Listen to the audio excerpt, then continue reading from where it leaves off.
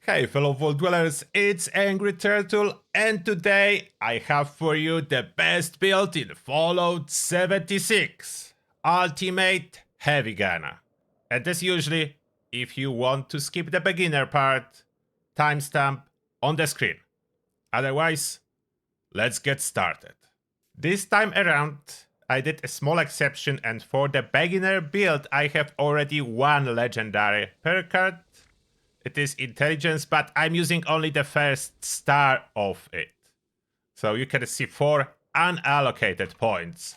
Therefore, this build will be ready when you hit level 50 and slightly above, as you will need level 50 to get your legendary intelligence equipped. And unfortunately, I wanted to strip 1 point and I couldn't bring myself to taking any of those points. They are critical to truly enjoy the Heavy Gunner experience. I need to say as well, Heavy Gunner is not the best starter build, let's say level 20, 30.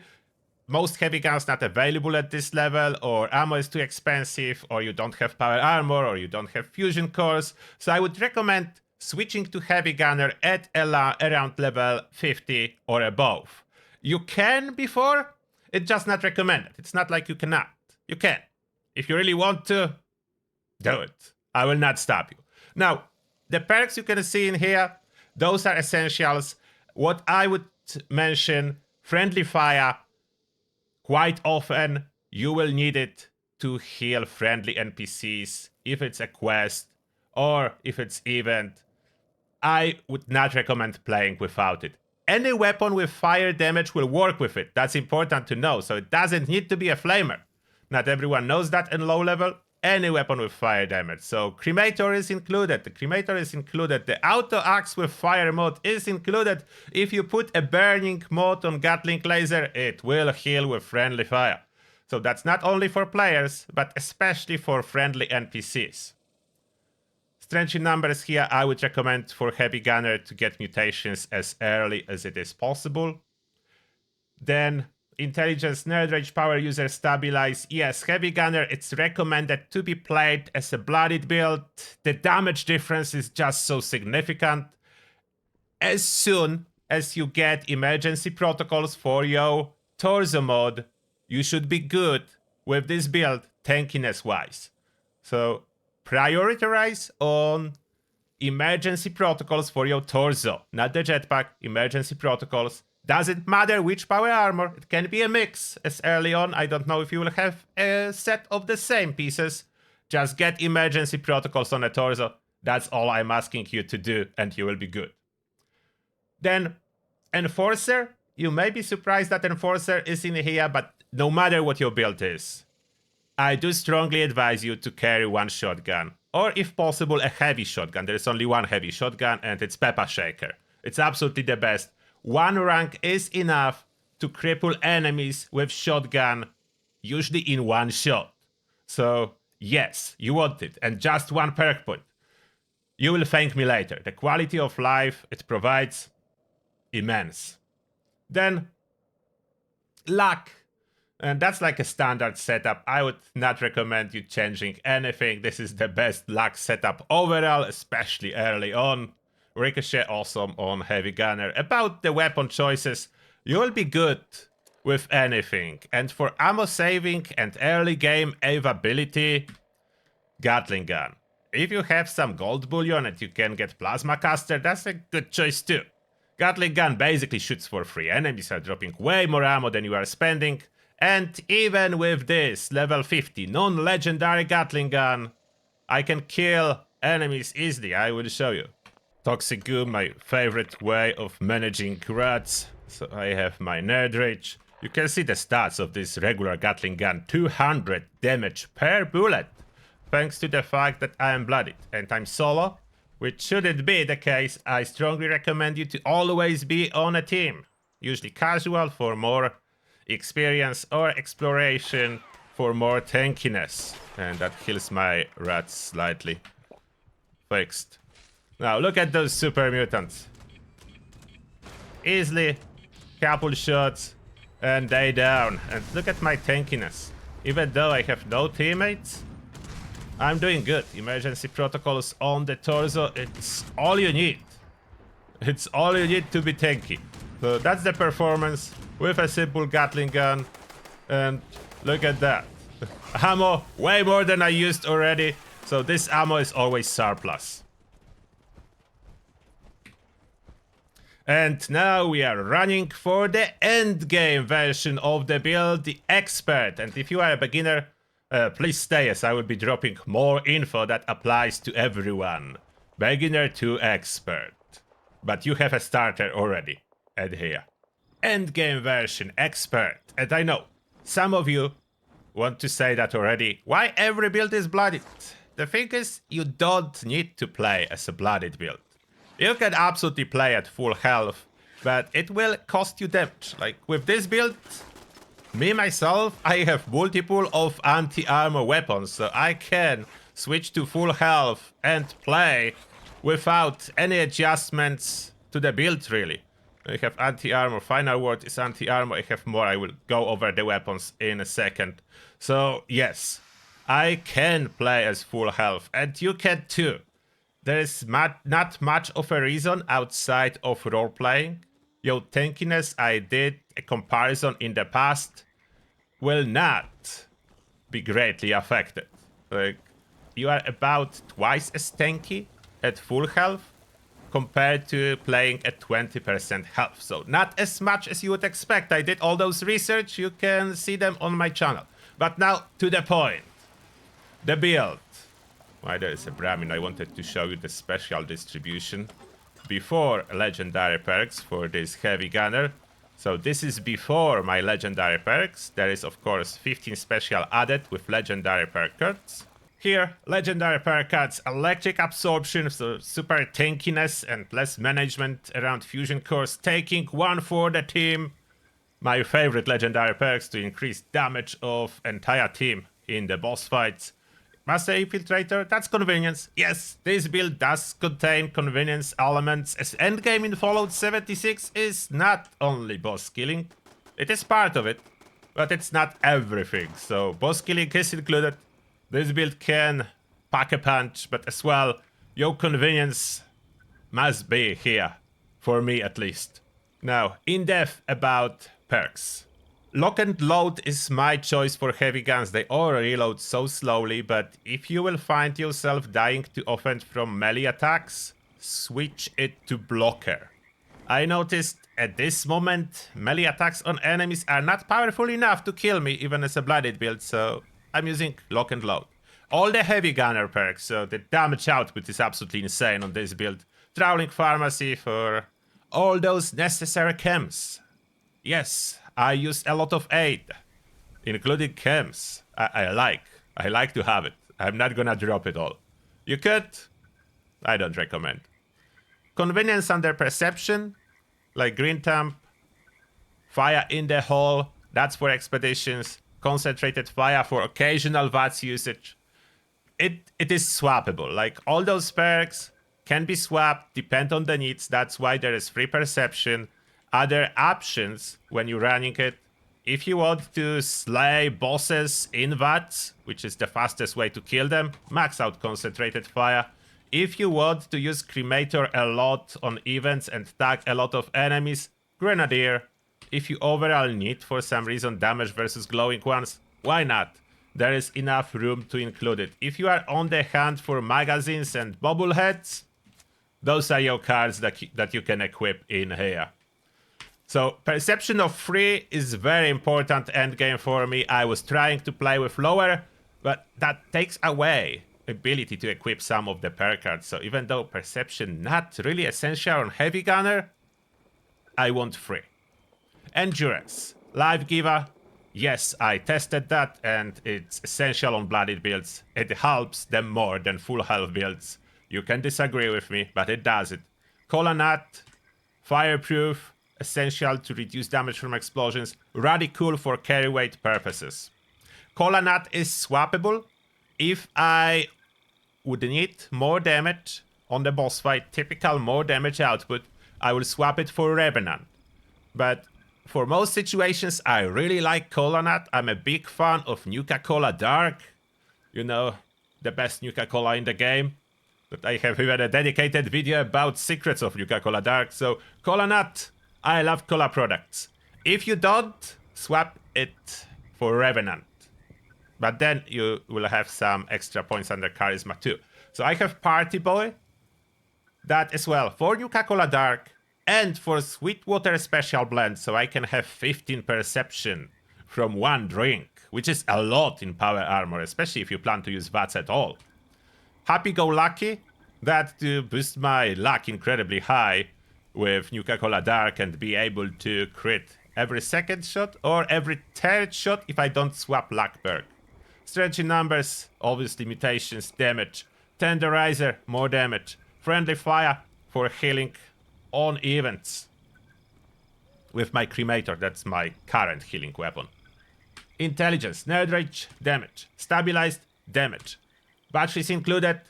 That's for carry weight, although this one can be swapped, depend if you are carrying a lot of energy ammo, including the cores, or not. If you are not carrying a lot of it, you can choose to equip something else, like for example, if you feel like it will be needed, you can have first aid for your Stimpaks to boost them, or you can equip power user if you want to use a lot of core-based weapons like Gatling lasers, Ultra-Tight Gatling lasers, or jetpack around a lot. I don't have jetpack on my power armor, so I don't really need it, but it's a valid option. If you are at full health, you will basically equip it instead of Nerd Rage. So the Nerd Rage is the only thing you need to switch if you are at full health. Everything else stays. So it's the same build if you are full health. That's why I'm not making a separate one. There is basically no meaningful difference outside of one perk. Under agility through hiker for the food. How powerful food is? Check my latest video about it. The power of the food is real in this game. I'm not giving it away. I'm not. That's part of the endgame for me. Ultimate build cannot be without it.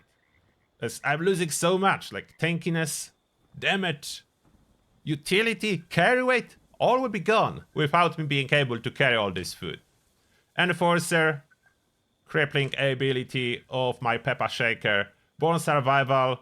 This one I will sometimes unequip if I don't want to use Stimpaks or if I'm running a vampire weapon and then this is redundant. But usually I have too many and not too little Stimpaks, so for my own convenience, it's in here. Adrenaline max out for damage, obviously for damage. This is endgame ultimate build. Lots of damage. Luck. Bloody Mess for damage. Ricochet for tankiness, and I'm sharing it as it's very underappreciated perk, so everyone can benefit from it. 80% bullet reflection. Awesome. And it does trigger vampire if you are carrying vampire weapons, so even more unkillable in power armor. Class Freak, reducing those side effects of mutations. Star Genes to keep those mutations. Good with Salt to keep the food for longer. And yeah, that's essential for me. Now, for the boss fights, it is an option to switch Bloody Mess and Ricochet when not needed, when you just want purely damage output and you are willing to spam coffee in order to sustain that. Switch those two for Class Freak and better criticals. So better criticals up. Not classic. Critical Sabi up. Better criticals. Critical Sabi on. And then Nuka-Cola Dark, you pop it. You have crit every second shot. You spam a lot of coffee. The boss is dead in less than a minute usually. Even if it's early. So yeah, the kick is in here. It will burn your fusion core as well. So be aware of that. Using VATS as a heavy gunner burn your fusion cores. And there is nothing you can do about it. It will do that. So I'm only switching to the critical option if I'm like solo versus the boss. So there is one low level player and I still want to kill the boss. That's the only situation. And even in this situation currently, I don't know for how long, but currently cremators can stack the dot. I have a guide how to rotate cremators and how much it will do. So you can do without VATS. You can kill the boss without VATS by rotating your blooded cremators. If you have multiple blooded cremators. I was lucky to roll them. Like, first 100 rolls, there was 0 blooded, and then suddenly, like, blooded after blooded. The RNG in this game is crazy. You will not understand it, as I don't. Now, mutations. Let's stay on topic. Mutations on this build, and the same will be recommended for low level. Mutations as soon as possible if you are low level. Adrenal reaction, damage. Bird bones, to avoid the power landing, that's the only reason. Eagle eyes, for this occasional VATS usage. Egghead, more experience. Herbivore, ultimate foodie. Herd mentality, free special boost. Marsupial, jumping higher. Scaly skin, extra resistance. Speed demon, faster reload and movement. Those are the essentials. Now gear, weapons. Here you have a selection. How did I click that? Gatling gun. I love it because of this paint. So that's why I'm using it. Any will do for fun. It's not the boss killer. Regular enemies will die and it shoots for free. So absolutely brilliant. Anti-armor weapon speed on this one. Then a lot of cremators. Either one will do. The god roll, in my opinion, is blooded damage while aiming. Then final word. Weapon obtainable from Beckett questline. Just do the Beckett questline in Ashheap to get it. Just make sure you are level 45 or higher before you do the last quest for Beckett. There is a quest progress on the screen, so you will know that you are approaching the last quest when you do Beckett questline. Beckett is camp ally later on, after you do his questline. So this, absolutely brilliant. Still, up to this day, my favorite weapon because of sound and satisfaction when in use. Satisfaction guarantee with this weapon. Then, and I will show you some of them in action. Holy fire. Absolute beast. Boss killer. Medium range. Everything melts and it's a flamer, so healing is an option with it. You can heal NPCs. Amazing weapon. Amazing weapon. And tradable, so you don't need to obtain it yourself. You can get it from other players. More cremators. We're not... One cremator is good enough. I like vampire as well. For daily usage, vampire cremator, amazing. Gatling plasma, another boss killer. This one with crit damage, less AP cost. Rarely being used by me, as it melts fusion cores when in use. So I don't use it often, but absolute boss killer. Oh, Beast of Burden just pop up. If you wonder, that's the event you get the Holy Fire from. So I will show you on the map. It's in here. So, what a coincidence. Guide is writing itself. Ghost minigun. That's the usage for this one. You can notice standard barrel. I'm using it as a long-range heavy sniper with high DPS. If I need to apply DPS at high distance, without using VATS and accurately, Gauss minigun is my winner. So that's the use case for it. Not the highest possible DPS in the game, but as a long-range sniper, awesome. And yeah, DPS is higher than a 50 cal. Unfortunately, 50 cal is not the most powerful either DPS-wise. Gatling laser, another long-range sniper if you prefer to use this one. And modified for fire damage, can be used for healing. So this is all good. Other one from my favorite list. Quad light machine gun with extra weapon speed. So satisfying to use. Close second after 50 cal. They're almost together for satisfaction points. So, Peppa Shaker. Next one. This is from a midweek event that is coming soon. So you'll be able to obtain the plan for it. But it is tradable, so you can buy from someone and then make it legendary. So it's all good in this department. With a single barrel, it's absolute crippling machine. Unfortunately, Cryo was nerfed, so it's still in my inventory and not as brilliant. Red Appa I always carry with me. This is for those rare situations when in daily ops enemies can only be killed with melee. Here goes Red Appa. It can deal with that. Can I hear a Scourge Beast flying around? I think I can. Where is that? Can I deal with the Scourge Beast? There is a Scourge Beast and it's fighting someone. It's not even hostile for me. But here you have a demonstration long-range sniper. Ghost minigun. Look at that. I helped. We kill it brilliantly without VATS. I focused this build on being usable without VATS as much as it's possible. Like, I don't want to rely on VATS here. I prefer to go without VATS, and it's possible now thanks to all those cremators. So even boss fights, I can do without VATS. I can apply multiple dots and then fire with a weapon. Or apply one dot. Like if you are on console, you can have cremator on one button and your main damage dealer on other button. Switch between the two every 10 seconds or so, apply single dot from the cremator, then go for other stuff. Armor. And yes, I'm wearing Union Power Armor with a cool skin on it. Let me show you. And if you are new, your regular armor underneath will not work. Like whatever you're wearing under armor, stuff like that, you can be without anything because only power armor counts.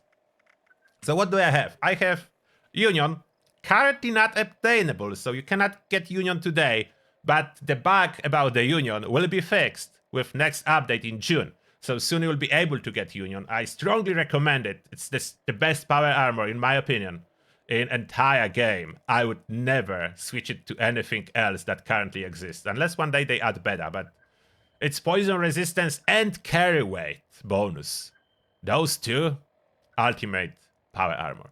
What I rolled mine, you were able to see it long time ago by now, but I was rolling it on the video.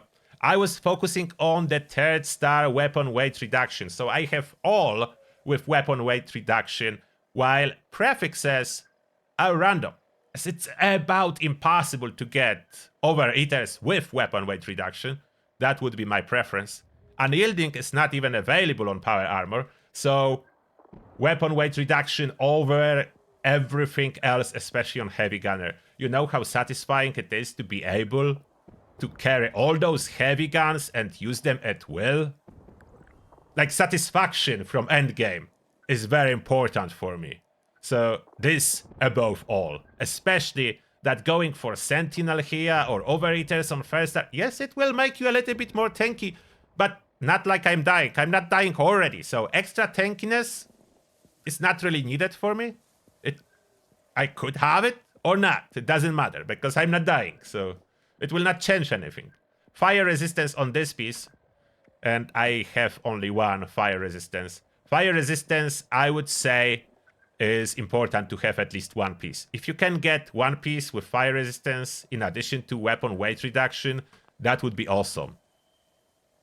There is huge difference between having 25 fire resist and having none. So yeah, I do recommend. Other stuff not very important. I have Overeaters here, but that was pure luck. So Overeaters weapon weight reduction, one of the perfect pieces. I mean, almost. And that's the helmet. I'm running VATS Matrix overlay for rare VATS usage at this moment. But I keep switching. I'm not attached to any head mod. I was using different mods here and there. So this is the power armor. Apparel, there is no other apparel you can wear. The backpack, this stuff does not work when in power armor, so only armor matters. Now, let me show you some of those weapons on regular super mutants. Or maybe some bosses, tougher bosses as well. Let's go super mutants. I don't need the event. I already have all those weapons. So first, legendary Gatling gun. You were able to see on beginner version the regular one. That's the legendary one. So it kills faster. Definitely kills faster. And it's cool. But now the satisfying weapons. I don't know if I'll be able to show you every single one. The final word. Look at that. Like, I don't know why is it so satisfying to fire this gun. But it is. Oh, another 3-star. Cool. The second best for that quad LMG for satisfaction purposes. Quad LMG is the second best. Can you feel that? You need to try it if you never play a heavy gunner. You need to try it. The satisfaction of playing heavy gunner build. I never had better satisfaction with any other build. None. There's no other build in existence that gives you more. What other weapon would you like to see in action? Okay, let's go by the Holy Fire. Let's see if we can find the toughest enemy in the game, which is Mile Queen. Hello there. There we go, level 100 Mile Queen. We'll attempt to kill her without VATS. How well will it go? It would go better if I can hit a weak spot. Almost. Oh, there we go. The damage numbers go up. Mal dead. So yeah, there is no enemy capable of withstanding this build. And she did almost no damage. I tank it, no problem. And I am using anti-armor Holy Fire, not the standard vampire roll. Even though it's great, vampire is great. But that's the boss killer, anti-armor weapon speed. It is one and rare exception of named legendary weapons. This one can be rolled, so you can change legendary effects. At random, so still luck is needed. Not for what you want, you need to roll until you get what you want. But you can, and it's tradable. So it's possible to obtain a really good Holy Fire. So this is Ultimate Endgame Heavy Gunner. Absolute beast of a build. Can tackle everything, and the highest satisfaction of all the builds in the game is guaranteed. And that being said, thank you a lot for watching, and see you in the next one.